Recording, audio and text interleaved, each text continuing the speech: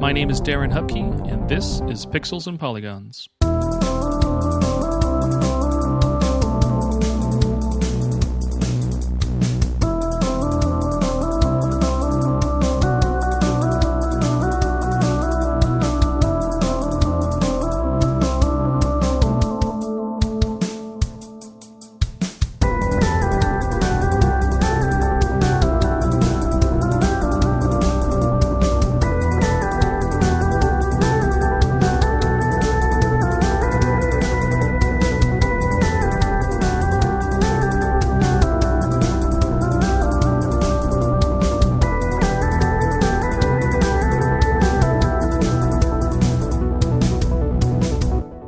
Hello, everyone.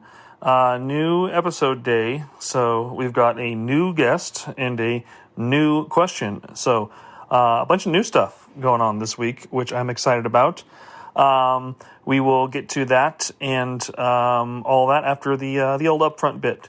So today was supposed to be the final day of my Beat 'em Up Volume 1 Kickstarter. Got some news in the form of a very important sounding document from a certain video game company, and unfortunately I had to cancel and pause the Kickstarter. So I've got to retool some things and reach out to some folks and figure out what it is and what it isn't that I can do to kind of help bring that back out and go from there.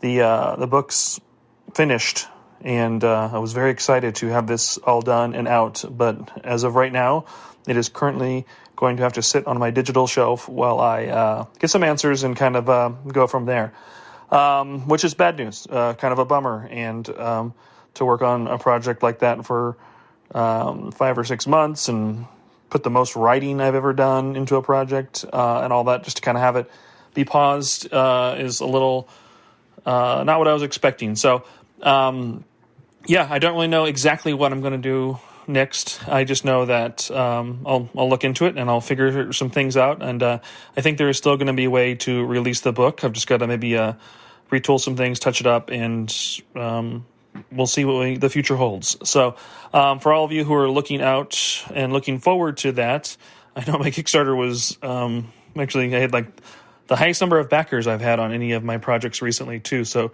it was looking like it was going to be very successful. But that is not for now. And I can only control what I can control.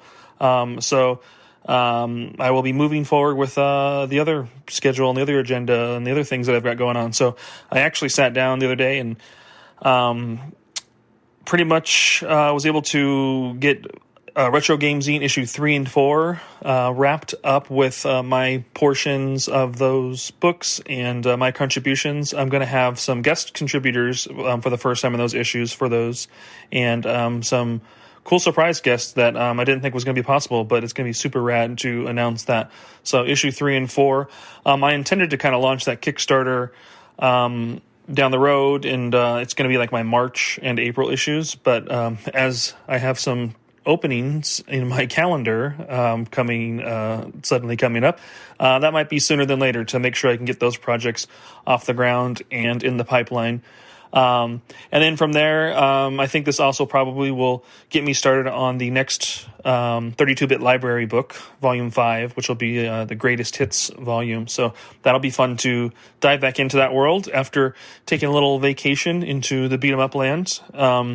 The greatest hits volume will be the first one that has just a random assortment of like publishers and everything. It's all going to be games that were re-released under that greatest hits branding that Sony did for the original PlayStation. So it'll have a cool mix of different genres and different titles and be like kind of a great way to jump into the series if you haven't already been reading any of those books that I've done.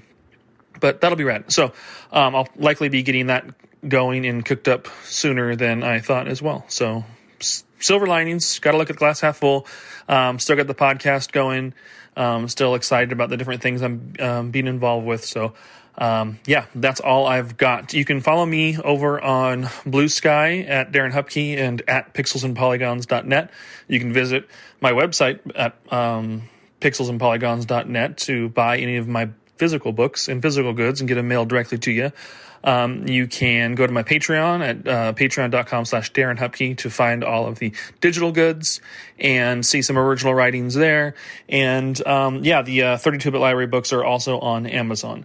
So that about does the upfront business stuff. That's all I've really got for you for this week. The episode, we get to ask a first-time question. It's been on my list. I send all of my guests to consider and see if they're interested in. But I ask, is there a game that you is just not quite a 10 out of 10, and like what change or what improvement would you make to it to make a game that you enjoy a 10 out of 10 experience? So I don't have it written down in front of me exactly how I worded it, but that's the spirit of the question.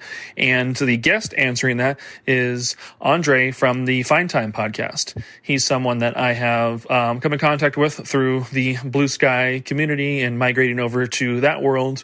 So it's been great to kind of meet some new folks and have some new voices on the show. So it was a super fun conversation to have with him. So I hope you enjoy it. Otherwise, find me on Blue Sky, not on X or Threads or Instagram or Facebook. I encourage you, as I stand on this soapbox here for a second, to delete all those things, burn down those old social medias. Don't be a number in some rich billionaire's social media platform as he takes advantage of those who can't defend themselves and aren't able to have their own voice as they get kind of muted out of existence with our current political situation. So again, that's not what this show typically is. Sorry, got to say something, and join some folks with some positivity on a platform that doesn't benefit the terrible. Have fun on Blue Sky. Otherwise, have fun for this episode and enjoy, and we will see you all next week. Bye. Welcome to another episode of the show. I've got a first-time guest. We've been in our internet circles in the as I migrated over to Blue Sky and things. I just got caught up in a circle of new folks there in the retro gaming world. And Andre from Fine Time is somebody I've ran into. So we've been corresponding back and kind of been chatting in the same circle and everything. So I'm glad you decided to join the show. But welcome to the show, Andre. Thank you. Thank you for having me. I'm new to Pixels and Polygons and Pixels. I'm really sorry. Pixels and Polygons. That sounds better, right? Yeah, there you go. Yes. I'm new to the show, obviously. Can you tell? So I've listened to a few episodes. I like what you're doing here. So thanks for having me. Yeah, rad. So normally, maybe we would just like ramble on and chat a little about, catch up on maybe some of the things we're playing, things like that. But really, I'd more like to maybe let you just share with us a little bit about who you are and what you do. Feel free to tell us more about Fine Time as well. But what's your gaming story, and like kind of who are you, Andre? I'm nobody special. I'm just a dude who loves video games, right? I always have. My first memories are of video games. We got the NES for my 4th birthday. This would be May 86. So that would be very early in its cycle. And I was amazed. I'll tell you how, I didn't know anything about console games. I was like, we got the thing. We're hooking it up. I was wondering where you put in the quarter. Where do you put in the quarter to play? Oh my God, you don't have to put in a quarter. This is the best thing ever invented. Right?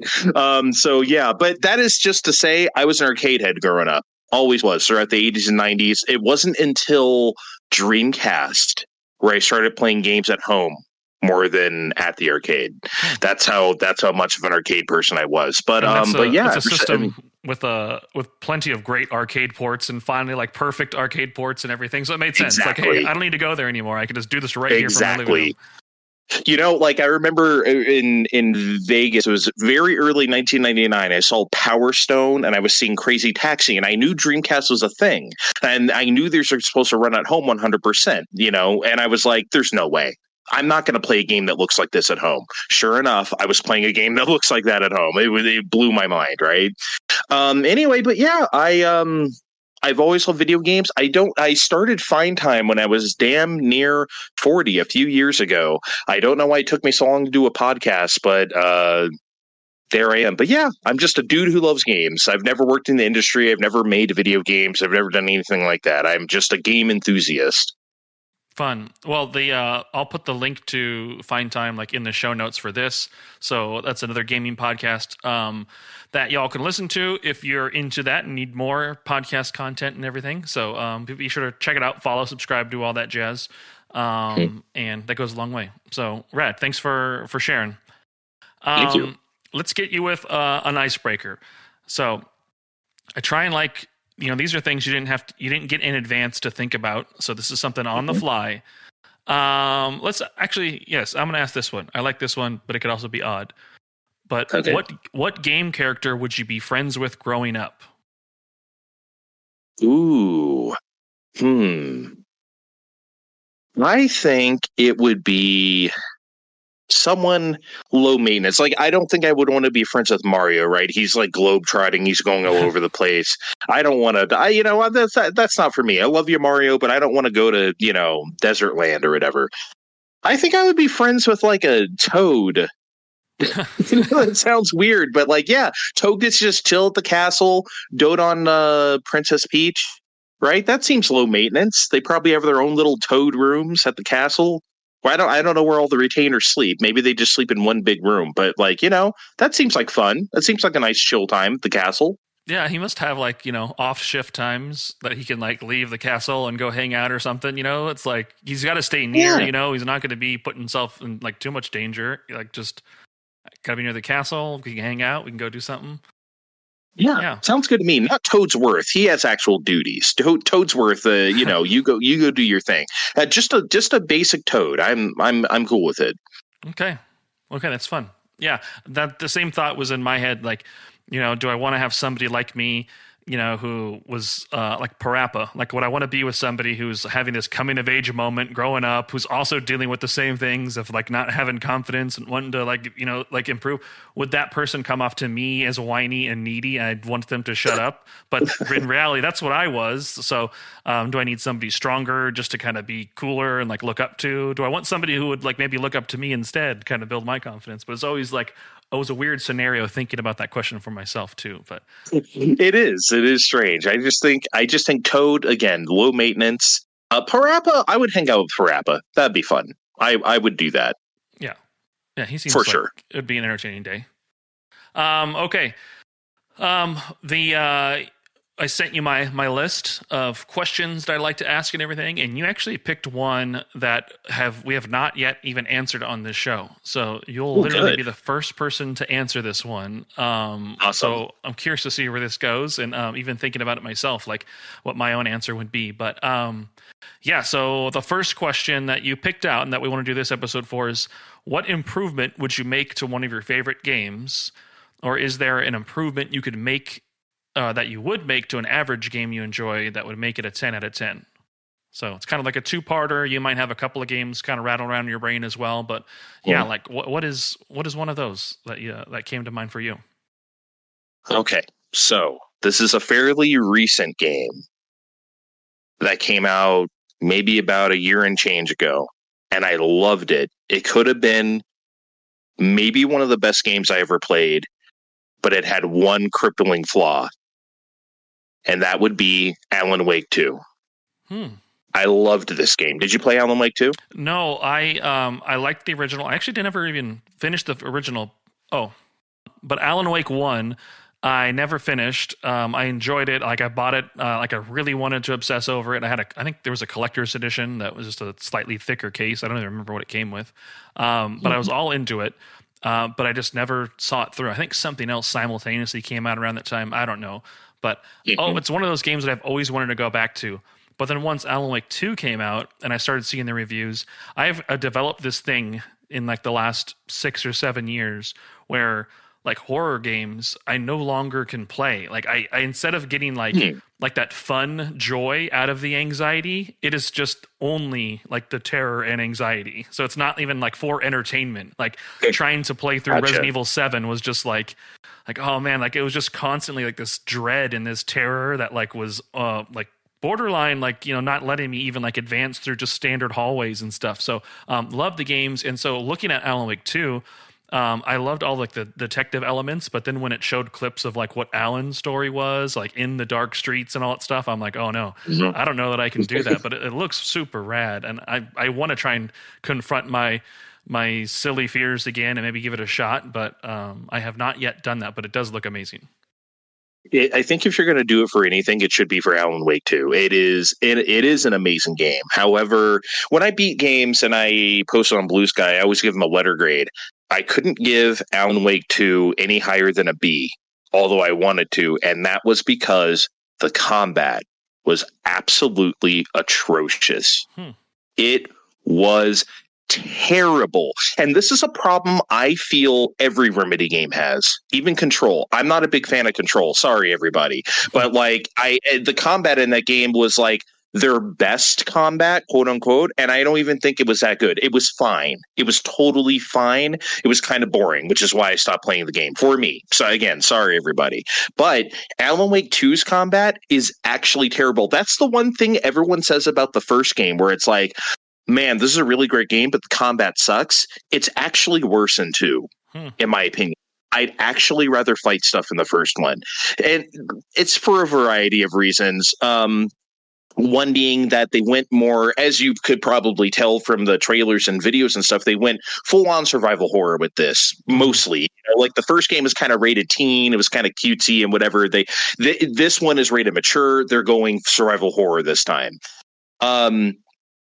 And the combat reflects that. You know, you have, and I love survival horror. I love the tank controls era of Resident Evil. I love like even offshoots like Onimusha or Dino Crisis. As tough as that game is, I still like stuff like that. So like that was my, you know, I as a teenager, I love those games. So like even now we're in this fully controllable 3D era of them, I still like that stuff. But man, it's a very hard balance, isn't it? Because you have limited ammo. You want to make the enemies tough. That's why they're scary. It has to be tough. It can't be easy. But finding that fine line is hard. So I'm willing to give survival horror games a little bit of leeway, right? It's like, okay, that felt a little unfair when I died there, right? But okay, whatever. I'm willing to shine on a lot of stuff. Alan Wake 2 goes so far. It's, man, like you can empty an entire clip on these wolves that are so fast you can barely aim at them. It's wild, man. I don't understand. It's just, I don't usually do this with games. I turned this down to like casual or super easy just so I could, because I was enjoying everything else about the game. Everything else about the game was a 10 out of 10. Presentation, story, graphics were insane, right? Like puzzles, everything was a 10. This combat was like a 3. So I don't like to do stuff like that because if a game is not doing something well, it feels weird for me to just give it, just turn it down to easy. Well, maybe the game should just be better about it, right? Is how I feel about it. But this was one instance where I did turn it down to easy, schmeezy, and I just enjoyed the game because I wanted to enjoy all the other elements. But yeah, if Alan Wake 2 had better combat, like 10 out of 10, probably one of my favorite games ever, but it doesn't. So yeah, I mean, you mentioned the difficulty. Can't you independently adjust the difficulty as well? Like it's combat difficulty, but also puzzle difficulty. Are they separate, like ones you can change? I thought I had heard something about that. I don't. Maybe not that game. I don't think so. I think this one just has a global difficulty. I know what you're talking about. Like I recently played the Silent Hill 2 remake, and they have that. They have that. Yeah, where you can choose like the combat to be easier and puzzles to be harder, and they don't have to be both on the same. Essentially, okay, yeah, that definitely was it.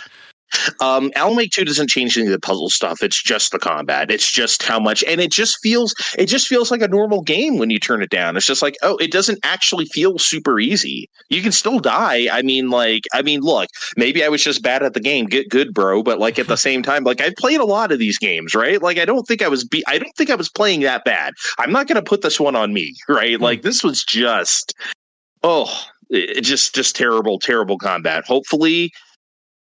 It's actually stopped me from playing the DLC for Alan Wake 2, which looks really good, all those DLC packs, but I just don't want to put myself through that combat anymore. Again, I could probably just leave it on easy, but oh baby, it's too bad about it because it's just such a great game in every other aspect. Yeah, is there a like survival horror or like an action games combat who like you would like to see transplanted in there that would like fix that? Or is it more of just like, hey, they were just kind of slightly off in this. There isn't necessarily like a global band-aid for it. I think Resident Evil 2 Remake 2019 is a good start. I really enjoyed that game. And you know what? It's like I said, I love the Resident Evil tank controls era. Resident Evil 2 is my least favorite, actually, out of those 6. I put like the other 5 above it. 3, the original, Code Veronica, 0, 2002. I'd put them all above it. But the remake is excellent in that regard. It's like, okay, we're not doing the Resident Evil 7 thing. We're not doing all the other.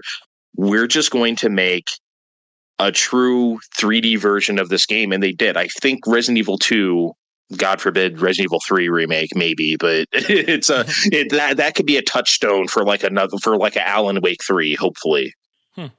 Interesting. I think. Yeah, that's cool. Yeah, I was trying to think of my own answer to this too, and I have like also a recent game I don't want to like dunk on or anything, but Final Fantasy VII Rebirth. Like I'm just a nerd for that. Like Final Fantasy VII was just at my age, like it was that first RPG that I played solo that I enjoyed, that like I did start to finish. Like I dabbled in others, but being younger, I didn't quite like grasp or like jump into the narrative as much, or didn't quite grasp and like understand the mechanics as much. But so for that reason, I unfortunately am one of the ones who, that's my favorite Final Fantasy is just the original 7. So as these like remakes and everything have been rolling out, I'm like, okay, that's just like, now you're just scratching at my nostalgia. Like, okay, I'm going to bite. I'm giving into this. I loved Remake, that first chapter or first chunk of the game. It didn't have any open world elements. It was just kind of redoing like the first like Midgar section. Like it made sense on how they can kind of balance the scales there. But I was really concerned how they're going to handle Rebirth. But I was enjoying that like for the first probably 50-ish hours of my playthrough. Like the pacing of it all I thought was really rad.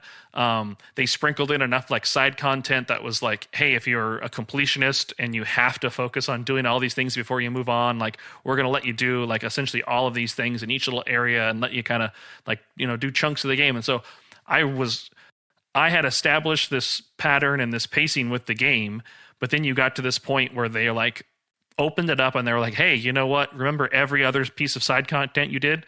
Now there's an extra final like difficulty version of that. So you have to go back to all those other areas again, on top of some new areas in this, or some new challenges in this one area, on top of a new side quest chain that will open up, on top of the main plot that you can now advance to through this. So it suddenly was like, hey, I've been playing along and I've been following your blueprint here. And now suddenly, like, not only that, but you just like turn on the fire hose and like, it's just too much. Like at that point, I definitely felt this fatigue of like, there was just too much to do in that one moment. So I started trying to do it. I essentially like paused the entire main story. I was trying to go back through it all. And then every time like I was frustratingly like not completing a stupid little extra challenge, I was like, I could be, finishing the game. I could be at the end. So I eventually made the decision just to push through and just do the main story and abandon all side quests and everything, just doing the main content.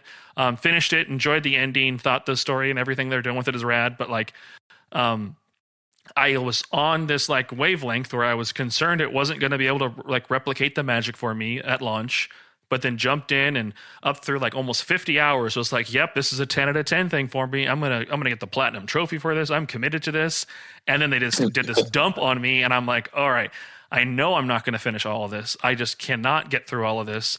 I don't even know that I have to force myself to just finish the story just so I can at least complete the game. And so, if there was just some like pacing balance or a realization that like, while I loved all the silly mini games and side content that were in the original and how they basically expanded upon all of those here in this game, they didn't need all of that. Like they had plenty there. And if that was the reason why it took them, 4 or 5 years to get this to me, like, hey, you know what?